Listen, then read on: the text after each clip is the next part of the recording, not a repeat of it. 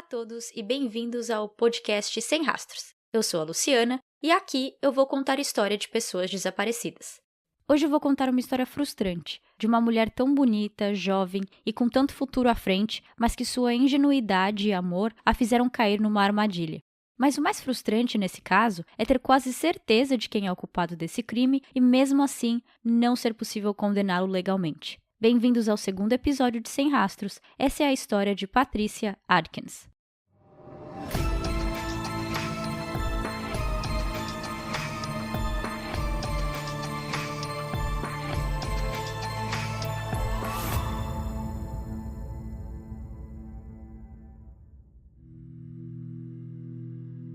Em junho de 2001, Patricia Adkins, ou como era mais conhecida, Patty, estava vivendo a melhor época de sua vida. Ela era apaixonada por sua filha McKaylee, de 7 anos, seus gatos, sua família e seu trabalho.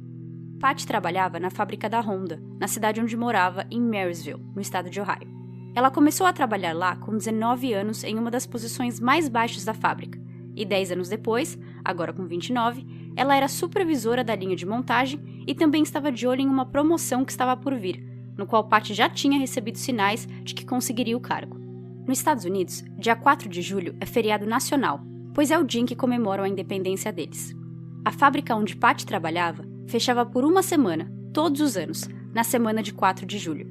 Em 2001 não foi diferente, e dessa vez Patty estava ainda mais ansiosa pelo feriado prolongado, porque tinha uma viagem para o Canadá planejada com seu namorado. De Marysville até a fronteira do Canadá são em torno de 3 horas dirigindo, e ela e o namorado iam viajar na sexta-feira à noite, direto da fábrica, já que os dois estavam escalados para trabalhar, e passariam a semana inteira lá, voltando no outro domingo após o feriado. Patty conheceu o namorado dela no trabalho. Ela contou para suas duas irmãs, Márcia e Giannini, que eles eram apenas colegas, e que por mais que trabalhassem em departamentos diferentes, viraram amigos e, com o tempo, a relação evoluiu. Quando o mês de julho se aproximava, ela contou para suas irmãs sobre a viagem. Ela disse que o namorado queria fazer uma surpresa e que eles iam viajar para uma cidade remota no Canadá, pequena e distante da metrópole, e que nem sinal de telefone tinha. Ele não falou o nome da cidade e só pediu para que ela não fizesse nenhuma mala de viagem, pois iam comprar tudo o que precisavam quando chegassem no Canadá. Quando eu li isso, na hora eu já fiz cara de suspeita, porque eu achei estranho. E é estranho, né? Mas na visão da Patty, também podia ser excitante, divertido. Ela estava feliz e animada com esse namoro. Então a ideia de viajar para uma cidade pequena, só os dois, comprando tudo novo quando chegassem lá, tinha um ar de aventura. Na sexta-feira, dia 29 de junho de 2001, Patty levou sua filha para a casa do ex-marido, o pai de McKaylee, e seus gatos para um hotel de pets. O plano era encontrar com seu namorado à meia-noite, quando o turno deles terminassem, e se encontrar no carro dele, que eles iam usar para dirigir até o Canadá. Para não deixar seu carro parado no estacionamento da Honda por uma semana, Patty pegou carona com uma colega até a fábrica. Essa colega era a melhor amiga de Patty no trabalho e a única que ela contou do namoro com esse boy. Mesmo com o namorado avisando que não era para ela fazer mala de viagem, Patty contou à sua amiga que estava trazendo apenas uma pequena mochila com alguns itens e uma lingerie nova que ela tinha acabado de comprar na Victoria's Secret e que essa lingerie era azul, pois era a cor favorita dele.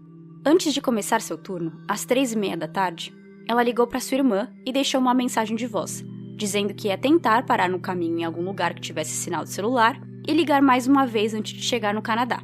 Mas caso ela não conseguisse, te vejo em uma semana, amo você, tchau. Patty e suas irmãs, antes de terminar uma chamada, costumavam dizer a frase Kiss Kiss, I love my sis, que em português seria beijo beijo, eu amo minha irmã, o que mostra o quanto Patty amava e era próxima de sua família. Uma semana se passa e agora estamos no dia 8 de julho, o primeiro domingo depois do feriado. Márcia está esperando que Patty chegue na casa dela para pegar McKaylee. Quando Patty deixou sua filha na casa do ex uma semana antes, o combinado era que McKaylee ficaria na casa do pai de sexta até quarta, e na quarta, Márcia levaria ela para sua casa para ficar até domingo, onde Patty buscaria sua filha quando voltasse de viagem. Meio-dia é o horário previsto para Patty chegar na casa de sua irmã, mas nada. Márcia não liga muito, Patty pode estar atrasada, nada demais. Um tempo depois, ainda sem novidades, Márcia liga para a casa de Patty, pensando que ela pode ter ido para a casa dela para descansar, deixar as malas ou tomar um banho, quem sabe. Márcia continua esperando por sua irmã e continua ligando para sua casa, esperando que alguém atenda. Márcia começa ligando em intervalos de 30 em 30 minutos, mas com o passar do tempo, os intervalos ficam cada vez menores. Lá pelas 3 da tarde, Márcia, agora ficando preocupada, resolve ligar para o namorado. Além de trabalhar na Honda, ele também tinha sua própria mecânica de carros, e Márcia tinha o telefone dessa empresa e ligou para lá. Uma mulher atende o telefone e Márcia finge ser cliente da mecânica, pedindo para falar com ele. A mulher responde dizendo que ele não está lá no momento, mas que vai estar mais tarde. Um peso gigante cai das costas de Márcia nesse momento, pensando que os dois estão simplesmente atrasados e que logo estarão de volta. Agora a bomba.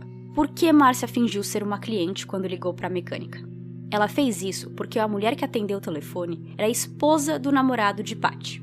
Isso mesmo, Patty estava tendo um caso com um homem casado. Obviamente suas irmãs não aprovavam desse affair e já tinham falado para ela sair dessa várias vezes. Em uma das reportagens que eu assisti, o narrador diz: para cada sinal ruim que Márcia alertava, Patty respondia com fé que teria seu final feliz. E era exatamente isso. E as irmãs sabiam que Patty realmente estava muito feliz e apaixonada nessa relação. Mas elas também viam Patty como uma mulher adulta, madura e responsável que podia tomar decisões sozinha. Aproveitando, vocês devem perceber que eu chamo todo mundo pelo nome na história, menos o namorado. O motivo é que o nome dele nunca foi liberado durante a investigação ou pela mídia. Eu sei o nome dele. A internet é realmente um lugar incrível, onde uma busca rápida pelo caso dela me deu o nome dele. Mas por ter assistido a documentários de TV falando que eles não podiam dizer o nome por questões legais, eu, mesmo sendo um podcast pequeno e em outro idioma, não sei se posso me meter em algum problema falando seu nome. Então o que eu vou fazer é chamá-lo de John. Esse não é o nome verdadeiro, mas assim facilita para que eu não precise ficar o chamando de namorado ou ele o tempo inteiro.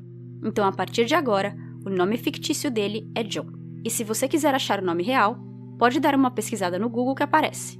Mas de alguma maneira, que eu simplesmente não entendo, ele conseguiu manter esse semi-anonimato até hoje e nem foto aparece quando se pesquisa sobre ele ou o caso. Eu não sei se é alguma questão jurídica que os documentários ou as entrevistas não podem dizer o nome dele, mas se tiver algum advogado que entenda sobre isso e quiser me dar uma luz, eu agradeço. Bom, voltando. Márcia ligou para a mecânica às 3 da tarde e falou com a esposa. Às 5, John retornou a ligação. Essa foi a conversa que seguiu. Onde está minha irmã? Do que você está falando? Minha irmã, Patty. Onde ela está? Patty... Patty, da Honda? Sim, eu sei que vocês iam viajar juntos. Onde ela está? Eu não sei do que você está falando.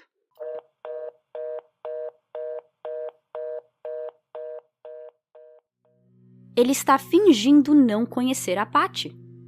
Agora a Márcia tinha certeza que algo estava errado. Ela então faz algo chocante. Ela liga para o seu irmão e diz que Patty estava morta. Na entrevista em que Márcia conta isso, a entrevistadora ficou chocada e perguntou por que ela teria dito aquilo para o irmão. E Márcia respondeu que ela simplesmente sabia que sua irmã não estava mais entre eles. Era um sentimento, uma sensação, onde ela sabia que Patty tinha morrido. Depois, Márcia faz mais 2 ligações. Uma para sua irmã, Jeanine, que naquela semana estava em outra cidade visitando a mãe, e depois para a polícia para reportar o desaparecimento. De primeira, os policiais não ajudaram muito.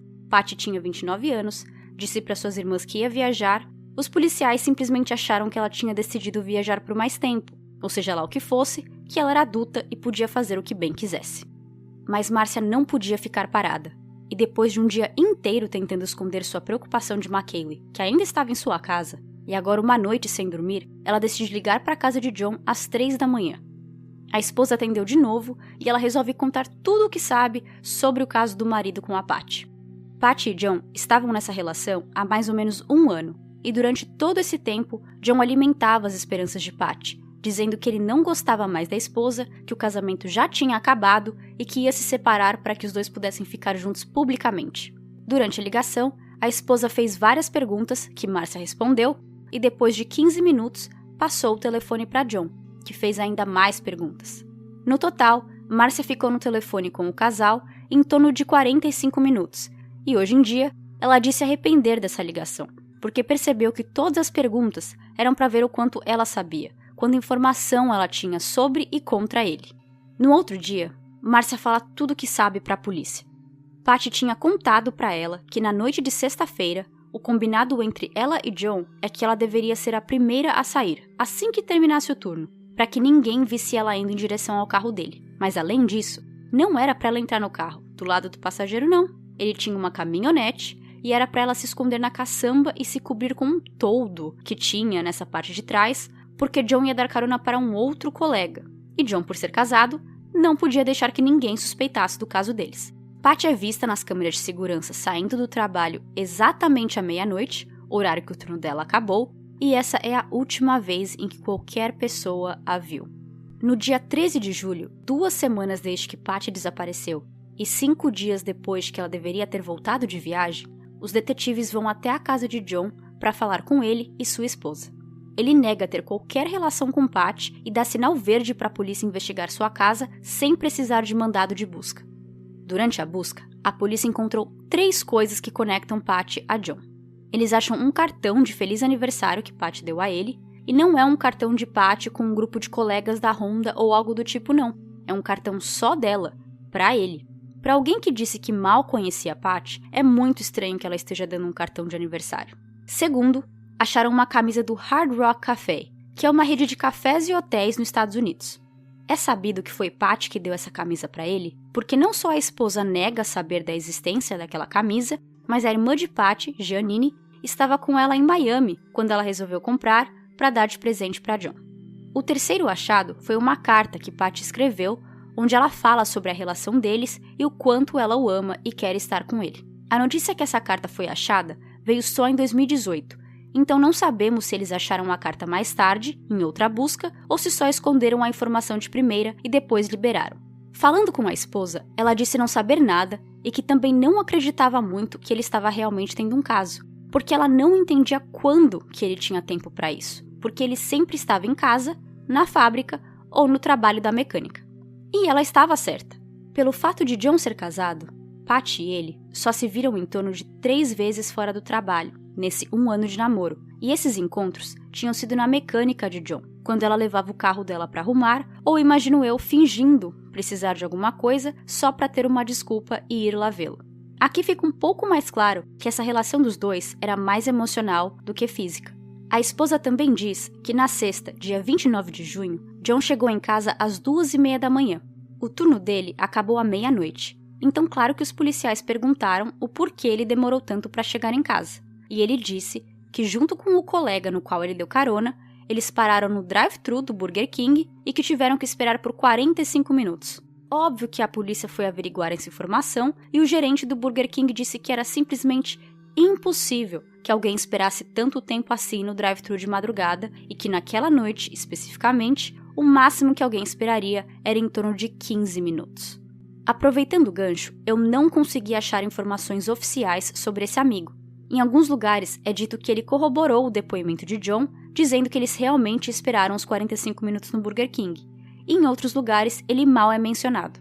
A polícia falou com o gerente do BK, então se for verdade que esse amigo confirmou essa espera longa, tudo o que me resta pensar é que ele também está envolvido no desaparecimento de Patty, ou que ele pelo menos sabe de algo e está acobertando John. Enquanto detetives procuravam por pistas na casa de John, a polícia de Marysville e cidades vizinhas fizeram uma grande procura por parques e florestas da região, mas não acharam nada. Nessas horas, os detetives já estavam olhando para o John como suspeito e decidiram trazer cães farejadores para sua casa. Os cachorros endoidaram numa área do lado de fora da casa dele, onde tinha cimento fresco.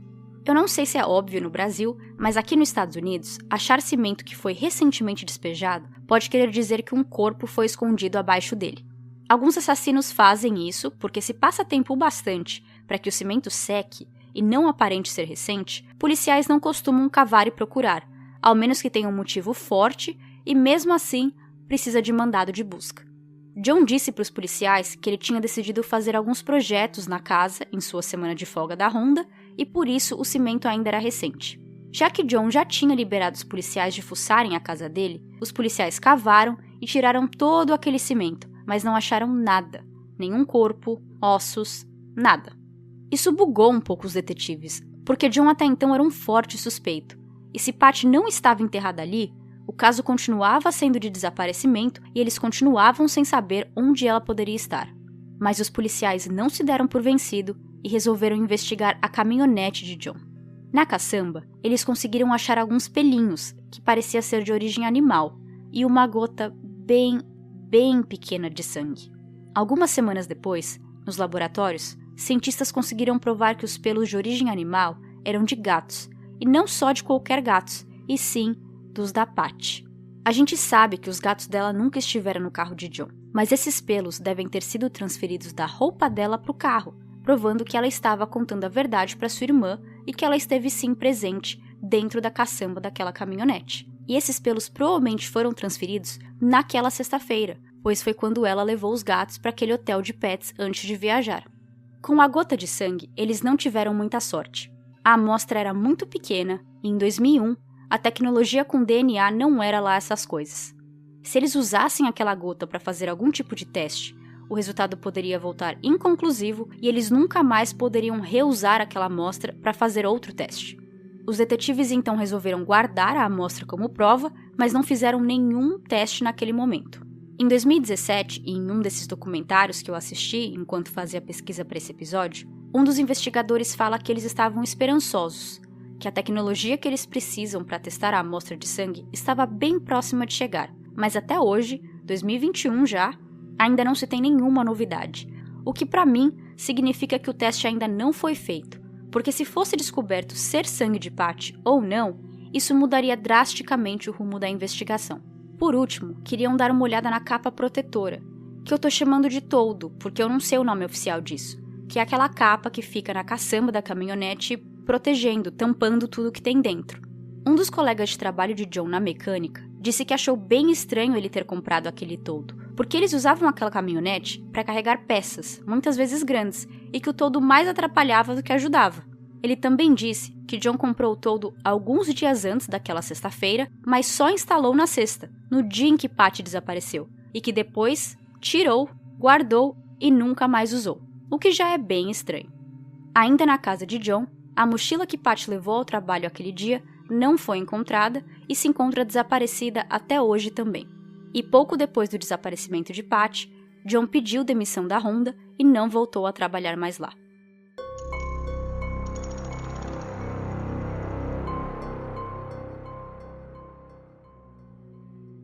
Claramente esse caso é cheio de pistas circunstanciais, mas sem um corpo ou uma pista mais sólida, os detetives não podiam prender John. E eles também estavam se perguntando qual o motivo que John teria para matar sua amante. Eu digo matar porque agora, nesse ponto da investigação, a polícia já não achava mais que Patty tinha fugido para começar uma vida nova ou nada disso. Eles acreditavam que ela tinha sido vítima de homicídio.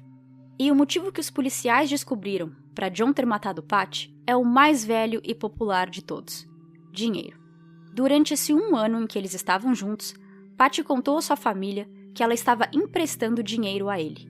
John era dono dessa mecânica, junto com o irmão de sua esposa, e ele falou para Patty que precisava comprar a parte do cunhado e que aí sim ele poderia se divorciar da esposa, porque se ele se divorciasse antes, as coisas poderiam ficar complicadas e ele poderia acabar perdendo seu negócio. Patty, mesmo já tendo uma filha, desejava ter mais filhos e construir uma família com John. Então ela estava emprestando dinheiro para que isso acontecesse mais rápido. Ela começou emprestando dinheiro que tinha em sua conta, mas com o tempo, ela também tirou $30 mil de sua aposentadoria, fez uma segunda hipoteca de sua casa no valor de $25 mil, além de ações e empréstimos. Juntando tudo, ela tinha dado $90 mil para ele em menos de 1 ano. Aqui fica mais difícil entender o porquê John se livraria de Patty. Por que ele acabaria com sua fonte de dinheiro? E aqui vai o motivo. Patty tinha pedido para ele pagá-la de volta. Depois de tanto dinheiro emprestado para ele, Patty se viu numa situação não tão boa financeiramente e resolveu conversar com o namorado para que ele começasse a pagá-la de volta. E sabe quando que ela tinha pedido para ele começar os pagamentos? Em julho. Lembrando que a última vez em que ela foi vista foi no dia 29 de junho. Então julho estava a apenas 3 dias de distância. Infelizmente, a polícia nunca conseguiu provar que o dinheiro realmente chegou nas mãos de John. É certo que ela sacou os $90 mil e ela disse para suas irmãs que era para ajudar John a comprar seu negócio, mas os detetives não encontraram nada. Ele não tinha depositado esse dinheiro na conta e não acharam o dinheiro na casa dele. Por mais que a maioria das pessoas acreditem que ela deu esse dinheiro a ele, principalmente porque outras partes da história de Patty se mostraram verdadeiras, não se tem provas sólidas, fazendo com que seja ainda mais difícil para os policiais prenderem John como suspeito de homicídio. Ainda durante a investigação, John aceitou fazer um teste de polígrafo, onde os detetives disseram que ele não passou, principalmente quando ele fala que Patty era apenas uma colega de trabalho. Agora vamos para algumas teorias. É possível achar fóruns online com pessoas discutindo o que possivelmente aconteceu com Patty. A mais popular, claro, é de que John a matou. Além disso, muitos acreditam que aquele amigo e a esposa podem estar envolvidos. Talvez não necessariamente no assassinato, mas tentando encobrir depois. A ideia de que a esposa estaria envolvida é muito acreditada por causa do telefonema que a irmã de Patty, Márcia, fez para ela no meio da noite. As pessoas têm dificuldade em acreditar que às 3 da manhã alguém liga na sua casa e te fala coisas como: seu marido está te traindo, Patty estava emprestando dinheiro para ele, seu marido disse que queria o divórcio, que não te ama mais, e a esposa simplesmente ouvir tudo com a maior tranquilidade do mundo, fazer perguntas e depois, com o tempo, continuar ao lado de John, já que ela continuou casada com ele. Mas assim como qualquer teoria, tem também o outro lado. Uma mulher te liga às 3 da manhã, provavelmente chorando ou um tanto desesperada, dizendo várias coisas sobre seu marido. A esposa teve a chance de escolher em quem confiar: uma mulher desconhecida ligando no meio da noite ou seu marido, no qual já estavam juntos há um bom tempo. Eu encontrei em algumas fontes que eles também tinham filhos juntos, o que poderia ser mais um motivo para a esposa ficar ao lado de John, ao invés de acreditar na história de Márcia. Sobre a história de que eles iam para o Canadá e não era para fazer mala porque eles iam comprar tudo lá, eu vi pessoas questionando como que eles iam comprar tudo o que precisasse lá, que seria um bocado, tipo calcinha, casaco, shampoo, sabonete, mas que ao mesmo tempo, o lugar que estavam indo era tão distante e remoto que nem sinal de celular tinha. Eu entendo essa questão e realmente é um pouco suspeita, mas eu particularmente não vejo isso como uma grande pista, porque como disse antes, de Marysville até a fronteira do Canadá dá em torno de 3 horas dirigindo. Então, supondo que toda essa história de viagem fosse verdadeira, eles podiam muito bem parar para comprar tudo antes de chegar na fronteira, ou logo depois de entrar no Canadá. Enfim, é um ponto válido, mas fácil de explicar também, que se por acaso John fosse preso, a defesa conseguiria facilmente explicar desse jeito. Também popular em praticamente todas as histórias de desaparecimento é a teoria de que a pessoa fugiu, correu de sua vida, começou uma nova. E mais incrível ainda é que essa teoria foi bem repetida entre o próprio John e familiares e amigos na internet. Tem um site em inglês que é tipo um grande fórum online só para falar sobre crimes reais, que se chama Websleuths. No fórum do caso da Patty, é dito que tem outro site, também no estilo fórum, onde John, sua esposa e amigos defendem o John e dizem que Patty era uma crazy stalker, em português, uma perseguidora louca. Aparentemente, John e sua trupe ficam repetindo a quem quiser ouvir que não só John é um ser imaculado, mas que Patty era louca e que ela deve ter fugido por causa de seus problemas financeiros. A família de Patty a declarou morta legalmente em 2006. Quando pessoas desaparecem e continuam desaparecidas por tanto tempo, sem praticamente nenhuma chance de ser encontrada, os familiares podem entrar na justiça e pedir para que a pessoa seja declarada morta, pois assim a família pode dar continuidade com certas questões, principalmente burocráticas, como herança, filhos, imóveis, entre outros. Porém, é preciso esperar um tempo antes de poder declarar alguém morto. No caso da Patty, ela desapareceu em 2001 e a família conseguiu fazer isso em 2006, uma diferença de 5 anos. Tem alguns estados nos Estados Unidos que demora ainda mais para você poder fazer essa declaração.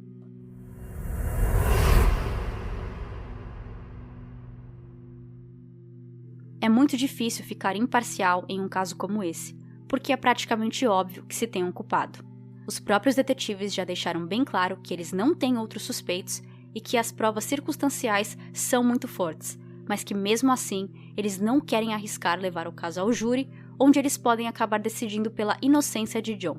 Aqui nos Estados Unidos tem uma emenda na Constituição que se chama Double Jeopardy, onde é dito que ninguém pode ser ameaçado em vida 2 vezes pelo mesmo crime. Isso significa que se o promotor levasse John ao tribunal para tentar prendê-lo pelo homicídio de Patty e o júri acabasse inocentando ele, eles não poderiam prendê-lo de novo pelo mesmo crime, mesmo que depois, no futuro, eles tivessem uma prova mais concreta, como, por exemplo, se a amostra de sangue fosse testada, provando ser de Patty. A gente também tem essa lei no Brasil, mas ela é chamada de ne bis in idem, que é latim para 2 vezes a mesma coisa.